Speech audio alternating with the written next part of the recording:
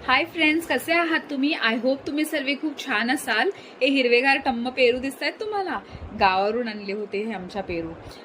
हे पेरू आम्ही खाऊन संपले, पण हे 2 राहिले होते. तर आम्ही विचार केला काहीतरी याची रेसिपी बनवून घेऊया. काय रेसिपी ती तुम्हाला माझ्या व्हिडिओमध्ये पुढे कळेलच. तर सर्वात अगोदर ना आपल्याला हे पेरू छान असे कट करून घ्यायचे आहेत क्यूब्समध्ये. छोटे छोटे क्यूब साईजमध्ये कट करून घे. बघा हा पेरू जो आहे ना मस्त असा पिंकिश रेडिश असा होता आतून आणि मस्त हिरवा होता. जास्त कच्चा नव्हता पेरू आणि जास्त पिकलेला नव्हता. तर हे मी तुम्हाला जसं बोलले, हे जे पीसेस आहेत ना आपल्याला असे कट करून घ्यायचे आहेत. आणि हे का तर आपल्याला ना जास्त छोटे पीसेस असेल तर छानपैकी ते पेस्ट होते त्यांची. आपल्याला एक छान अशी सॉफ्टशी पेस्ट करून घ्यायचे.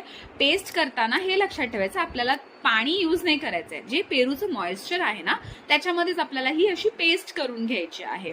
त्यामुळे आपल्याला ही रेसिपी जास्त पाणी नकोच आहे बेसिकली आपल्याला. आता जी ही पेस्ट आहे ती आपल्याला गरम कढईमध्ये काढून घ्यायची आहे. त्याच्यामध्ये शुगर ऍड करायचे. शुगर ऍड करतोय आपण म्हणजेच आपल्याला ही एक शुगर कॅन्डी बनवतोय आपण पेरूची. आपण इमली खाल्ली आहे बघा, इमली कशी तिखट गोड आंबट लागते तसाच हा प्रकार आहे, पण हे फक्त पेरूचं बनवलेलं आहे. आता ह्याच्यामध्ये आपण शुगर ऍड केलेली आहे आपल्या अंदाजानुसार. आणि आता आपल्याला ह्याच्यामध्ये ऍड करायचं आहे थोडं लाल तिखट सुद्धा. लाल तिखट कशासाठी? का तर थोडंसं खट्टा मिठा तिखा असं थोडंसं त्याला फ्लेवर येतो आणि एकदम छान टेस्ट होते ह्याची. त्यामुळे आपल्याला लाल तिखट सुद्धा टाकायचं. हिंट ऑफ स्पाइस जी आहे ना ती येते एक एंडला, जेव्हा आपण खातो ना कॅन्डी तेव्हा. आता हे आपल्याला असं बॉईल करून घ्यायचं. ते बॉईल होतं तोपर्यंत आपल्याला ग्रीस करून घ्यायचंय ताटाला, किंवा आपण एक बटर पेपर यूज करू शकतो. ग्रीसिंगसाठी तुम्ही तूप यूज करा किंवा बटर पण यूज करू शकता. हे बघा आपलं जे मिक्सचर आहे ते आता डिहायड्रेट व्हायला लागलाय. त्याचा कलर पण चेंज झालेला आहे. इनफॅक्ट याचा कलर अजून लेटर स्टेजमध्ये अजून थोडा चेंज होणार. हे अजून डिहायड्रेट होणार आणि हे अजून थिक, त्याची कन्सिस्टन्सी हे बघा किती थिक झालेलं आहे.